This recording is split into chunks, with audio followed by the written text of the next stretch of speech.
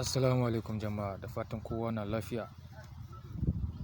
Ya lokaci, ya yanayi, ya hunturu. Lallai muna cikin hamatan. Dole fa sai an rage ana haɗawa da ɗan Vaseline ɗin nan fa. In ba haka nan ba, ka fito saman titi kawai a ganka kaman fatalwa.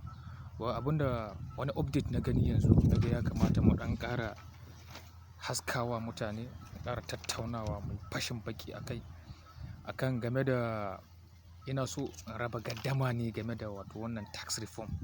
Harajin nan da ake so a ɗan inganta shi. Gaskiya a cikin policies na Tinubu gaba ɗaya babu wanda ya kwantar mun hankali kamar wannan tax reform ɗin nan. Na ji daɗin shi gaskiya. Ni harka na ba in ka yi mai kyau zan yaba ka, kuma ka yi ba daidai ba wallahi dole mu kushe ka. In Allah ya yarda babu ja da baya akan wannan lamari, because menene? Nigeria must be great again. Nigeria must be great. Dole sai mun ƙwato wannan reputation, mutunci da kuma darajar nan da muke da shi a da. Za mu maido shi kuma mu ɗara a kai. Ni da kai za mu yi ƙoƙari akan haka. Wato an ce an postpone wannan tax reform ɗin. Me yasa? Domin mutanenmu na Arewa sai hura wuta suke. Wato wani abu ma na so in tambaya a kai. Idan ka ga mutanenmu sun yi ca, suna ta gina bibi, suna ta faɗa a kai wannan abin, in ka bibbiya ma abin ma ba su da ilimi a kai, ba su ma karanta shi ba. Wannan tax reform ɗin nan fa based on analysis. Ina son kai ma ka ce ka karanta, domin ba zan iya ƙidaya shi dalla dalla a nan ba. Kai ko wallahi wannan abin based on benefit na shi, gaskiya ɗan talaka zai ji daɗi. Ɗan talaka zai ji daɗi, because this is one of the best tax reforms so far. Me yasa manyan kamfuna ke barin ƙasashen mu? Because haraji ya yi yawa. Multiple taxation ɗin nan duk za a yi bindiga da su, duk za a yi football da su, duk ba su da wurin zama. Gaskiya mutanen Arewa kan mu yadda 'yan siyasa su saka siyasa cikin wannan lamarin. Wallahi Tinubu ya nufe mu da alheri game da wannan tax reform ɗin. Na yaba shi wallahi, kuma yabo lamba daraja ɗaya. Inda faɗan fa yake zuwa fa shine akan VAT ɗin nan. Kuma VAT ɗin nan ma an gyara shi in Allah ya yarda. VAT ɗin nan ba zai zo based on headquarters ɗin ba. Zai zo based on inda ake consuming products ɗin.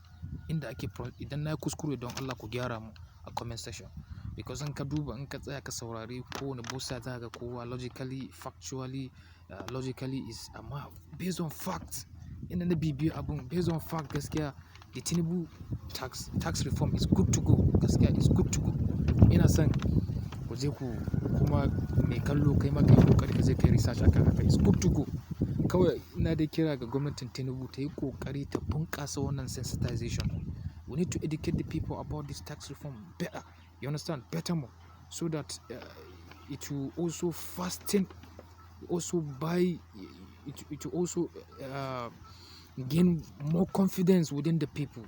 You understand? Because gaskiya manyan mu ɗin nan gaskiya, musamman manyan Arewa, ba su san mu da ci gaba. Duk wanda ka ga ya fito yana ca a kai to ɗayan biyu ne. Is either ya jahilci abun ko kuma kansa kawai ya sani. A gaskiyar magana. Wai za manyan mu na Arewa sun yi ca a kai because na ɗan taro sisi. An daina samu productivity naka shi zai enhancing abin da za ka samu game da VAT. You get what you bring on the table.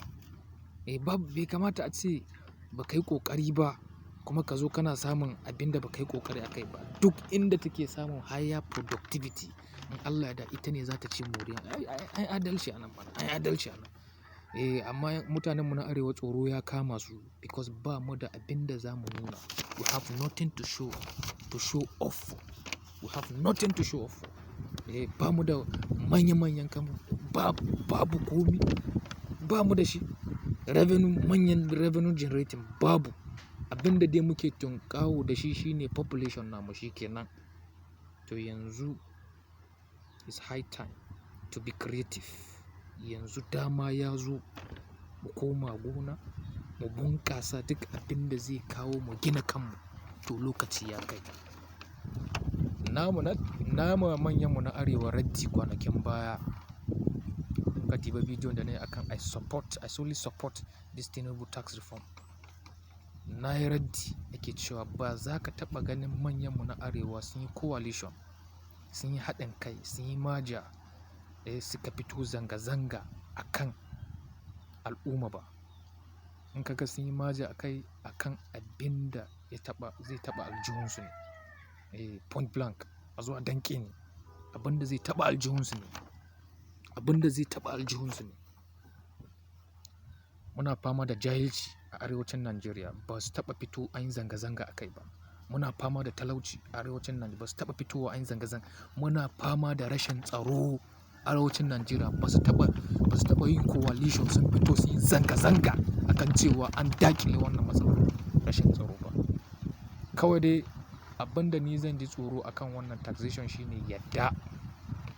How confident are we da cewa za a tabbatar da wannan abun? Trust shine kawai. Muna ma gwamnati Tinubu akan wannan muradi muna mata fatan alkhairi. Muna mata fatan alkhairi, muna mata addu'a Allah ya tabbatar da wannan abin. Allah ya tabbatar mana da alkhairi. Allah ya mana jagora. Ni ba policies nasu gaba ɗaya nake supporting ba. Ko jiya na yi masa bidiyo akan yanda yake mu'amalansa da turawan Faransa, na yi raddi a kai. So kaga in mutum ya yi mai kyau a yaba shi, in kuma ya yi ba daidai ba a jawo kunnensa.